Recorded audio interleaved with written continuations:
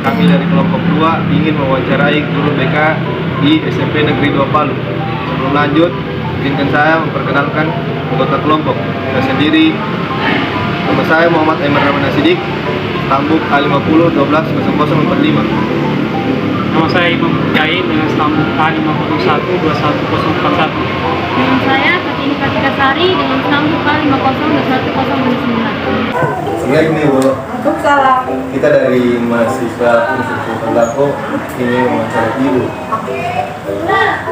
Jadi Mata kuliah. mata kuliah Mereka Pribadi itu sendiri.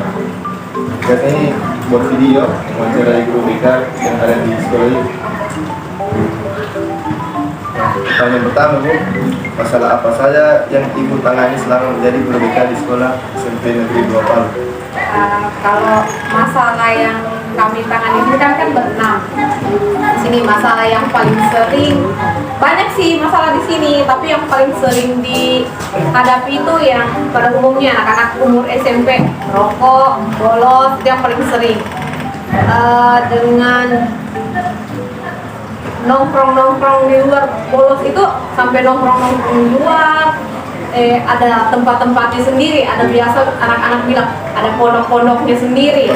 Tempat nongkrong sampai itu biasa didapat ada kasus Fox, lem. Nah, itu masalah yang paling sering. Kalau ada juga masalah lain, tapi tidak terlalu sering. Ada masalah berat, perkelahian apa, tapi tidak terlalu sering. Paling sering merokok. Latar belakangnya, Bu, eksternal dan internal.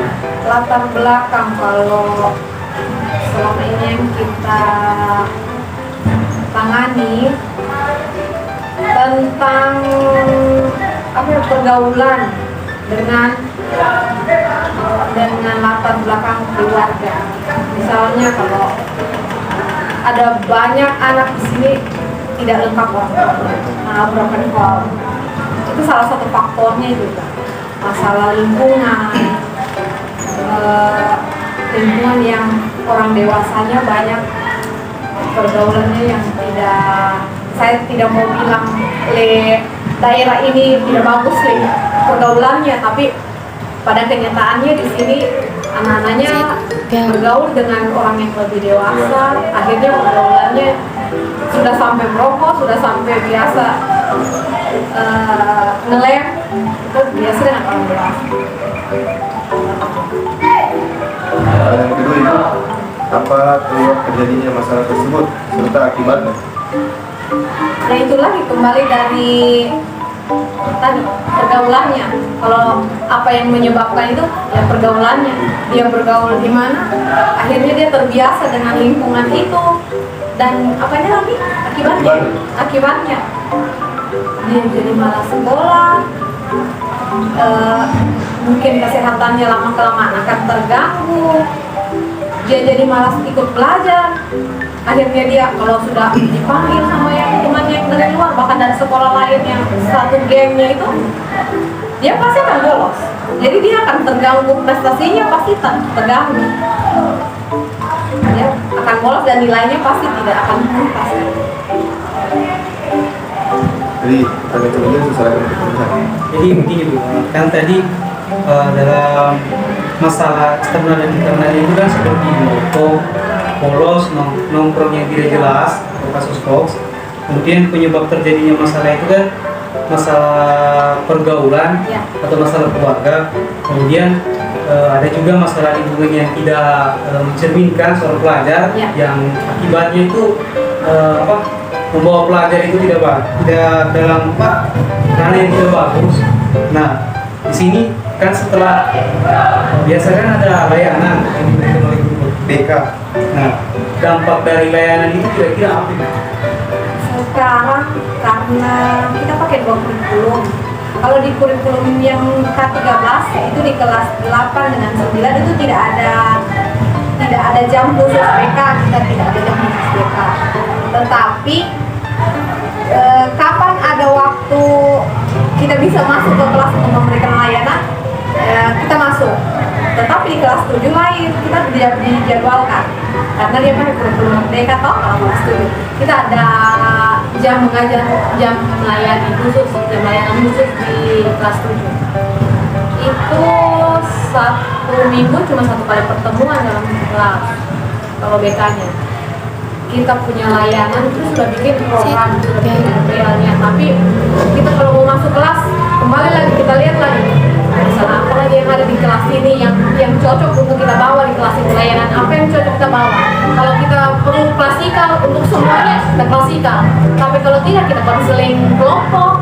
Kalau banyak masalah yang di kelas itu kita konseling kelompok, bimbingan kelompok itu bisa. Tapi yang paling sering klasikal. Ini kan tadi diberikan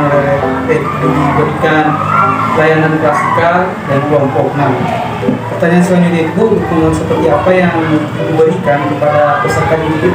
Dukungannya Iya, setelah menerima layanan setiap selesai melakukan layanan BK di kelas, iya, kita kan pasti ada kasih motivasi anak-anak. Salah saya rasa itu salah satu dukungannya kita. Salah satu, kalau saya pribadi, saya memposisikan diri saya sebagai saya bisa menjadi teman dengan anak-anak ini, dengan siswa-siswa saya bisa menjadi teman dengan mereka. Saya pikir apa? Supaya mereka tidak segan-segan mau bercerita sama saya kan. Saya bagaimana caranya saya bisa berteman dengan mereka tapi mereka tetap sopan sama saya. Supaya mereka tidak segan, misalnya ada masalah ini, saya mau cerita, mereka tidak segan sama saya. Saya pribadi.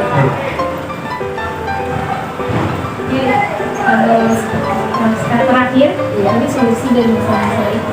Solusinya untuk masalah-masalah yang rame ini ya, solusinya kalau kita begini, kalau di sini 1 kali pelanggaran kita kasih surat perjanjian, surat pernyataan dia tanda tangan. Kalau dia melakukan lagi 2 kali pelanggaran, dia sudah panggil orang tuanya. Orang tuanya kita bikin surat pernyataan, ditanda tangan orang tua, ditanda tangan wali kelas, disaksikan guru BK, dan ditempel materai. Nah, setelah itu sudah berjanji dengan orang tua. Jika dia melakukan pelanggaran ketiga, itu merupakan pelanggaran terakhir, perjanjian terakhirnya. Kalau yang ketiga dia sudah langgar dan itu kita rasa itu fatal sekali masalahnya, kita sudah tidak bisa pertahankan di sini, sudah kita kembalikan sama orang tuanya. Mungkin dia merasa tidak nyaman sudah di sini kan, kalau sudah 3 kali berkali-kali dia melakukan pelanggaran apalagi yang berat, dia pasti sudah tidak nyaman di sini. Kita kasih pindah di mana dia nyaman. Kita bukan kasih keluar dia dari sekolah, tapi kita kembalikan sama orang tua dan dicarikan tempat atau sekolah yang mungkin dia merasa nyaman di situ dan dia bisa belajar di situ dengan fokus. Itu. Oke deh. Terima kasih, Bu.